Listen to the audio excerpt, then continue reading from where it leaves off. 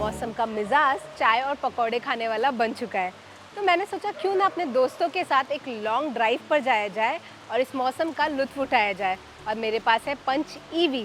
तो चलिए Punch EV पर जाते हैं थोड़ी सी लॉन्ग ड्राइव पर और देखते हैं कि क्या ये दोस्तों के साथ एक लॉन्ग ड्राइव पर जाने के लिए बनी है या नहीं, क्या ये एक फैमिली कार है या नहीं, क्या ये घाट और माउंटेन्स पर ठीक तरह से परफॉर्म करती है या नहीं। आइए जानते हैं कि क्या इसे हम होम चार्जिंग कर सकते हैं या नहीं। हेलो और वेलकम दोस्तों, मैं सोनम गुप्ता कार वाले हिंदी के इस नए वीडियो में आपका स्वागत करती हूँ।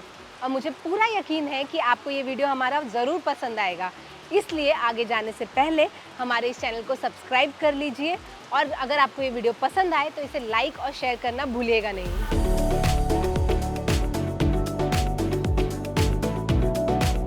जैसा कि वीडियो की शुरुआत में हमने कहा था, आपको प्रॉमिस किया था कि मेरे 3 दोस्त इस वीडियो में शामिल होंगे और आपको बताएंगे असल में ये गाड़ी कैसी है, क्या ये प्रैक्टिकल है लॉन्ग जर्नी के लिए, इस बारे में भी हम डिस्कस करेंगे। तो चलिए देरी नहीं करते और सीधे चलते हैं गाड़ी के अंदर। तो चलिए मैं पहले आपको अपने दोस्तों से मिलवा देती हूँ कि मेरे साथ है यहाँ पर हाजी चक्राल वाले, पीछे की सीट पर जय और सौम्या साथ में बैठे हुए हैं, जो हमारी इस ट्रिप का साथी बनेंगे। इस वीडियो में आपको फीडबैक भी देंगे कि उनको रियर सीट कैसी लगी, को पैसेंजर सीट कैसी लगी। तो शुरू करें गाइस? यस।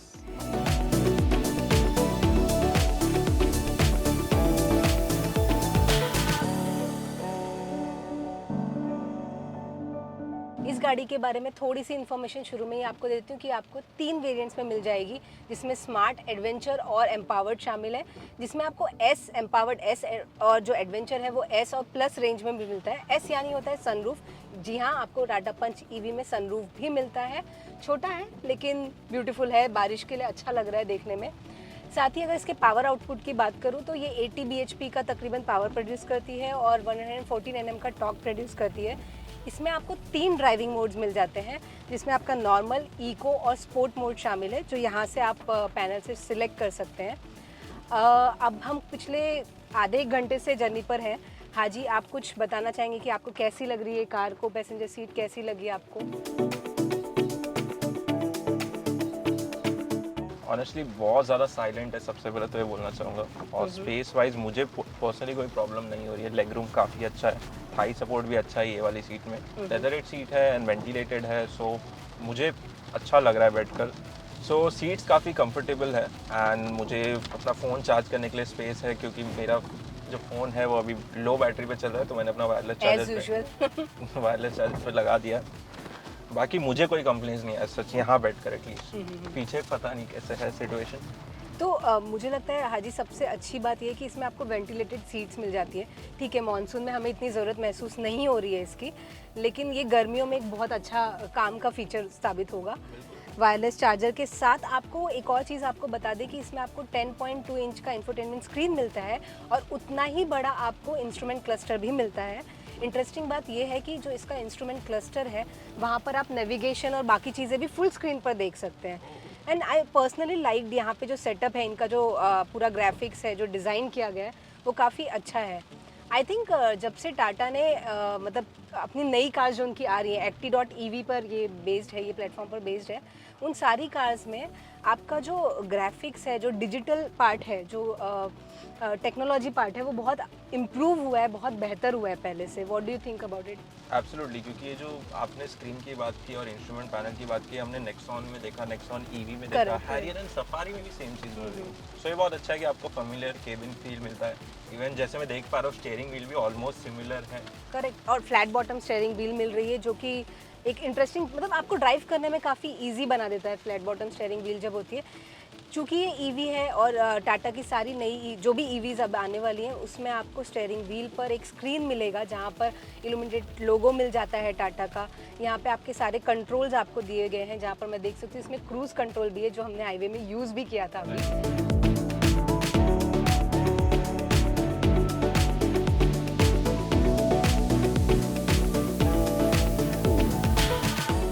चलिए पीछे की ओर चलते हैं और जय और सौम्या से जानते हैं, जो कब से म्यूजिक एंजॉय कर रहे थे, कि आपको सेकंड रो कैसी लग रही है, गाड़ी कैसी लग रही है।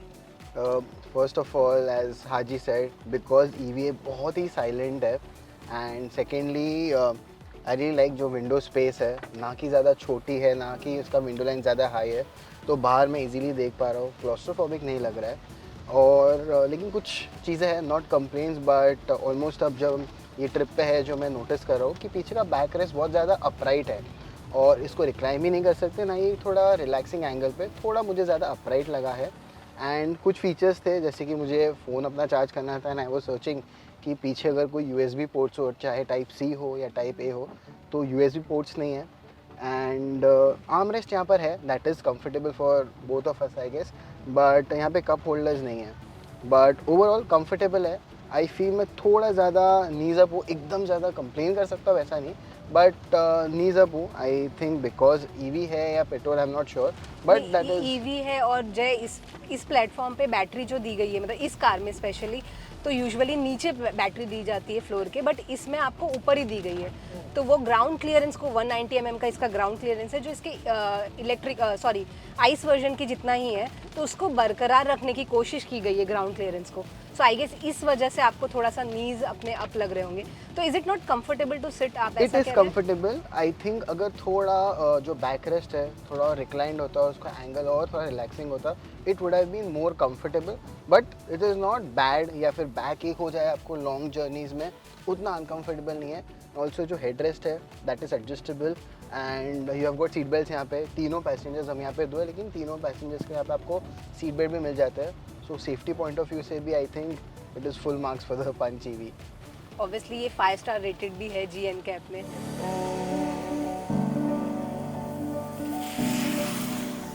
तो चलिए जय के बाद अब जाते हैं सौम्या की ओर और जानते हैं कि उनको पंच EV कैसी लगी। अब तक की उनकी जर्नी सुखद थी या वो नाखुश है इस जर्नी से? कंफर्टेबल है जर्नी तो काफ़ी, बट कूलिंग थोड़ी कम है क्योंकि इधर रियर AC वेंट्स नहीं है। एंड शोल्डर रूम अगर थर्ड पर्सन जो हमारे साथ मतलब कैंसिल कर दिया है लास्ट मिनट में, तो थोड़ा टाइट हो सकता था, बट हम 2 लोगों के लिए काफ़ी कंफर्टेबल है shoulder room. Otherwise it's good. Second row आप दोनों में से कोई एक अगर हेल्दी होता, जय चुकी है, बट अगर कोई और ज़्यादा हेल्दी होता तो शायद आप लोगों के लिए ये सीट उतनी कंफर्टेबल नहीं होती। 2 लोगों के लिए भी, या फिर 2 लोगों के लिए ठीक है? नहीं, आई think it is very comfortable for 2, but yes third passenger के साथ प्रॉब्लमेटिक हो Compromise सकता करना था। पड़ेगा। Yes it would have. So thank you जय एंड सौम्या अपने फीडबैक्स के लिए। सो हाजी, तुमने एक चीज़ नोटिस की, यहाँ पर जो ये AC का जो ये कंसोल पे पैनल है, ये आपको कैसा लगा? देखा आपने, कुछ अलग नहीं लग रहा? काफ़ी ज़्यादा फ्यूचरिस्टिक लग रहा है एंड आई थिंक ये सेम मैंने अगेन नेक्सॉन EV में भी देखा है, बट ये आपको नहीं लगता थोड़ा डिफिकल्ट हो सकता है क्योंकि कोई फीडबैक नहीं मिल रहा है आपको बटन प्रेस करने पर? और प्लस ये बहुत ही ज़्यादा सेंसिटिव भी है। आप जैसे ही टच करते हो, मतलब यहाँ वहाँ भी उंगली टच हो जाती है और बटन्स कुछ ना कुछ सिस्टम आपका शुरू हो जाता है। तो ये मुझे भी लगा था। मैं आपका फीडबैक जानना चाहती थी कि क्या आप भी सेम महसूस कर रहे हैं? एंड मैंने नोटिस किया कि यहाँ पे ये आई थिंक ये गियर ड्राइव सिलेक्टर है आपका, ये आपका यस ड्राइव मोड के लिए तो यहाँ पे बटन्स दिए हुए हैं, लेकिन अगर आप पार्किंग से ड्राइव पे जाना चाहते हैं या रिवर्स लेना चाहते हैं तो उसके लिए आपके ये सिलेक्टर है, गियर सिलेक्टर है। इंटरेस्टिंगली आपको पता है हाजी, आप इसको अगर आप जल्दी में हैं तो आप D और पार्किंग दोनों की ओर तुरंत ऐसे पूरी तरह से घुमा के भी जा सकते हैं। आपको एक टक टक टक नहीं करने की ज़रूरत है। यानी आप इसको रोटेट करेंगे पूरी तरह से तो वो ड्राइव पर चला जाएगा, लेफ्ट हैंड साइड पे रोटेट करेंगे तो वो पार्किंग पे चला जाएगा। और तो सोनम, मैंने नोटिस किया आपने ब्रेक नहीं प्रेस किया, ब्रेक पेडल, और अभी ऑटोमेटिक ब्रेक ली है गाड़ी में। करेक्ट, क्योंकि ये EV है तो इसमें रीजनरेट करने के लिए भी मोड है। सो इनफैक्ट आप यहाँ देखेंगे तो यहाँ स्टीयरिंग व्हील के पीछे आपको पेडल शिफ्टर्स भी मिलते हैं। यू विल बी शॉक कि EV में पेडल शिफ्टर्स का क्या काम है, लेकिन ये रीजनरेट करने के लिए दिया गया है बैटरी को आपके। सो यहाँ पे L1, L2 और L3 ये 3 आपको मोड्स या कह सकती हूँ मैं पैरामीटर्स मिल जाते हैं, जहाँ पर L1 में आपको कम मतलब आपकी रीजनरेशन होगी, L2 पे उससे ज़्यादा होगी और L3 पे सबसे ज़्यादा। यानी अगर आप ट्रैफिक में हैं तो L3 पर हैं तो वो सबसे ज़्यादा हेल्पफुल होगा, क्योंकि ये ऑटोमेटिकली ब्रेक कर देगी गाड़ी को, तो आपको ज़्यादा बैटरी कंजर्व करने का मौका मिल जाएगा। बैटरी रीजनरेट हो जाएगी, बेसिकली कंजर्व नहीं कहूँगी उसे।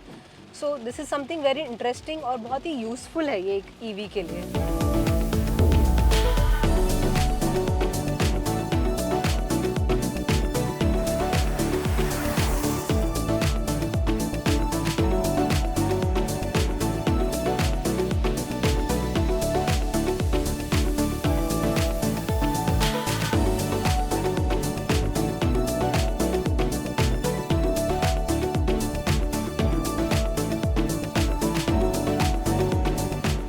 हमारी चाय पकौड़ा पार्टी पूरी हो चुकी है और हम जा रहे हैं अब वापस भी हमारा जो जर्नी है वो 80 किलोमीटर की है। तो चलिए, इस दौरान अब तक हमने 80 किलोमीटर रफली ड्राइव कर लिया है, तो इस गाड़ी के बारे में थोड़ा बहुत तो हम समझ चुके ही हैं और हमने देख लिया है कि ये कितनी कंफर्टेबल है या नहीं, उस पर हम डिस्कस कर लेंगे। इसका केबिन कितना स्पेशियस है, इस पर भी हम चर्चा कर लेंगे। साथ ही मैं आपको बताऊंगी कि मुझे ड्राइव करने में कैसी लगी। तो चलिए शुरुआत करते हैं ड्राइविंग एक्सपीरियंस से। तो ये ड्राइव करने में इसके आइस वर्जन से काफ़ी अलग है, क्योंकि इसमें आपका जो ड्राइव एक्सपीरियंस है वो काफ़ी स्मूथ है। इसमें ये साइलेंट ऑब्वियसली है क्योंकि ईवी है, साथ ही इसमें आपके गियर शिफ्ट जो है वो आपको बिल्कुल भी फील ही नहीं होते क्योंकि ईवी है। इसका ग्राउंड क्लियरेंस 190 mm का है, तो उसके साथ ये काफ़ी अच्छा परफॉर्म कर रही है। इसके गड्ढों में भी इनफैक्ट हमारे पास जो ख़राब रोड भी मिले हमें वहाँ पे कोई दिक्कत नहीं आई। हम थोड़े घाट्स पर भी गए थे जहाँ पर इसने परफॉर्म बहुत अच्छा किया। मुझे तो बिल्कुल भी इसके पावर की कमी महसूस नहीं हुई है।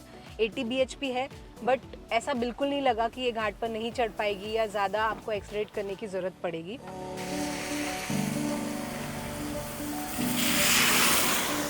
इसमें आपको 16 इंच के डायमंड कट अलॉय व्हील्स मिल जाते हैं। ये इसका व्हील बेस भले ही छोटा है लेकिन ये काफ़ी प्लांटेड महसूस होती है। इसके ड्राइव मोड्स को मैंने ट्राई किया था ड्राइव करते वक्त। चलिए एक बार फिर से आपको दिखाते हैं कि इसके ड्राइव मोड्स कैसे फील होते हैं। तो मैं पहले आपको स्पोर्ट मोड में डालकर दिखाती हूँ। Let's nice. इसका जो पुल है स्पोर्ट मोड में वो काफ़ी अच्छा है, स्ट्रॉन्ग है और ये स्पोर्टी फील तो हो रही है इतने में ही। और हमने जब पहले भी इसे चलाया था तो इसका रिस्पॉन्स काफ़ी अच्छा था। चलिए दूसरे मोड पर जाते हैं।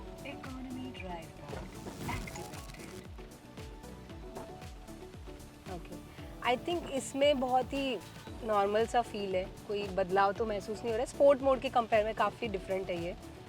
So slow, smooth.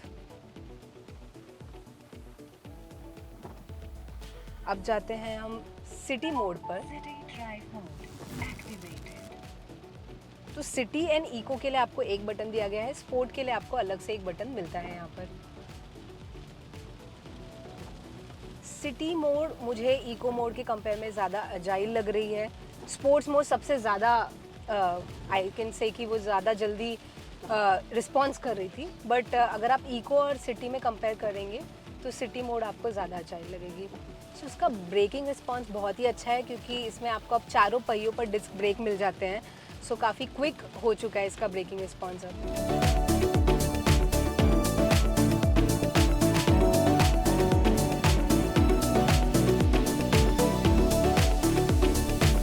बात जब सेफ्टी की हो तो टाटा का नाम सबसे ऊपर आ जाता है और टाटा पंच ईवी इससे पीछे नहीं है। टाटा पंच ईवी को जी-एनकैप में 5 स्टार रेटिंग मिली हुई है। इसमें आपको 6 एयरबैग्स मिल जाते हैं, चाइल्ड सीट के लिए पॉइंट्स भी मिल जाते हैं, साथ ही ABS के साथ EBD और ESP भी मिलता है। इसका जो 360 डिग्री सराउंड व्यू कैमरा है वो भी काफ़ी क्रिस्टल क्लियर दिखाता है और काफ़ी अच्छा है, काम का साबित हो सकता है, आपकी सेफ्टी को भी बढ़ाता है।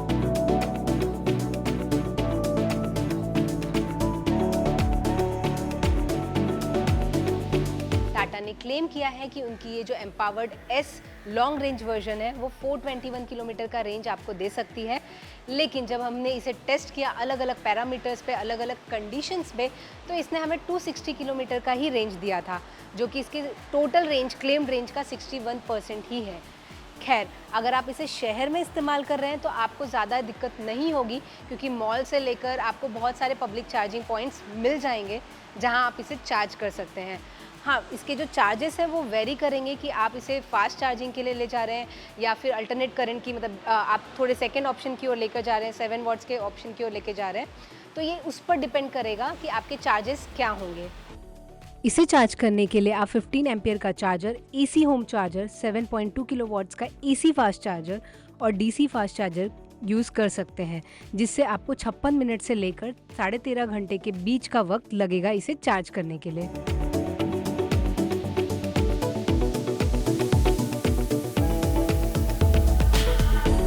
अब सवाल पर जाते हैं जो हमने शुरुआत की थी, शुरू में जो सवाल पूछा था उसका जवाब देने की कोशिश करते हैं कि क्या ये एक फैमिली कार बन सकती है, क्या आप अपनी फैमिली या दोस्तों के साथ इसमें एक लॉन्ग ट्रिप पर जा सकते हैं और क्या इसे घर पे चार्ज करना आसान है या नहीं। तो पहले सवाल पर जाते हैं। जी हाँ, ये आपकी एक फैमिली कार बन सकती है। आप अपने फ्रेंड्स फैमिली के साथ इसमें लॉन्ग ट्रिप पर जा सकते हैं, बशर्ते आप अपनी ट्रिप को थोड़ा पहले से ही प्लान कर लें। अगर आप 200-250 किलोमीटर की ट्रिप पर जा रहे हैं तो बहुत आसानी से आप वहाँ पर पहुँचकर इसे चार्जिंग पर लगा सकते हैं। लेकिन अगर आप थोड़ी और लंबी जर्नी पर जा रहे हैं तो आपको थोड़ा ज़्यादा प्लान करना होगा, चार्जिंग पॉइंट्स ढूंढ कर रखने होंगे, उन चार्जिंग पॉइंट्स के एप्लीकेशंस ऐप्स भी आपको इंस्टॉल करके रखने होंगे ताकि आप अपनी कार को वहाँ पर चार्ज कर सकें। अब बात आती है कि इसमें कंफर्ट कैसा है, फैमिली के साथ जाने के लिए कैसी है ये कार। तो अब 4 लोगों की फैमिली के लिए तो ये बहुत ही कंफर्टेबल कार है। इसमें आपको स्पेस अच्छा खासा मिल जाता है, प्रैक्टिकल भी है, जो छोटी मोटी जगह दी गई है तो उससे भी आपकी यूजिबिलिटी बढ़ जाती है। इसका बूट स्पेस भी अच्छा है जिसमें आप लगेज रख सकते हैं 366 लीटर्स के साथ, और इसमें आपको फ्रंक भी मिल जाता है जिसमें आप अपने छोटे मोटे बैग्स भी रख सकते हैं। लेकिन एक और चीज़ है कि इसकी जो प्राइस रेंज है 10 to 16 लाख रुपीज़ के बीच आती है। इस प्राइस रेंज में आप एक कॉम्पैक्ट एसयूवी भी खरीद सकते हैं। तो ये डिसीजन आपका होगा कि आप पंच ईवी को लेना चाहते हैं या कोई आइस वर्जन को लेना चाहते हैं।